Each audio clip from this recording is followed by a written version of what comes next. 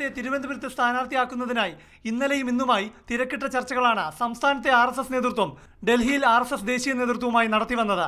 ഇതേ തുടർന്ന് കുമ്മനം മത്സരിക്കുന്ന കാര്യത്തിൽ രാവിലെയോടെ അനുകൂല തീരുമാനത്തിലേക്ക് കാര്യങ്ങൾ എത്തുകയായിരുന്നു. തുടർന്ന് BJP പാർലമെന്ററി ബോർഡിന്റെ അന്തിമ അംഗീകാരം ലഭിച്ചതോടെ ഉച്ചയ്ക്ക് 12:28 കുമ്മനം രാജശേഖരൻ ഗവർണർ സ്ഥാനം രാജിവെച്ചു. ഞാൻ ആഗ്രഹിച്ചു, പാർട്ടിക്ക് യാതൊരു വിരോധമില്ല, പാർട്ടി ആഗ്രഹിക്കുന്നത് തന്നെയാണെന്ന് തോന്നി, രാജിവെച്ചു. നേരത്തെ തന്നെ ആവശ്യപ്പെട്ടിരുന്നതാണ്. പക്ഷെ ഇവിടുത്തെ മിസോറാമിലെ ചില തിരക്കുകളും ആവശ്യങ്ങളും ഇവിടുത്തെ ഇലക്ഷനും ഒക്കെ ആയിരുന്നല്ലോ. പൊതുപ്രവർത്തനത്തിലേക്ക് വരണമെന്ന് നേരത്തെ ആഗ്രഹിച്ചിരുന്നു. ഇപ്പൊ അതിന് പറ്റിയൊരു സമയമാണെന്ന് തോന്നി. തിരുവനന്തപുരത്തെ BJP സ്ഥാനാർത്ഥിയാക്കുന്നതിന് RSSന് എതിരഭിപ്രായമില്ലാത്ത ഒരേ ഒരു പേര് കുമ്മനം രാജശേഖരന്റേതാണ്. ഗവർണർ പദവി വഹിക്കുന്നതിനാൽ BJP ദേശീയ നേതൃത്വം തീരുമാനം വൈകിപ്പിക്കുകയായിരുന്നു.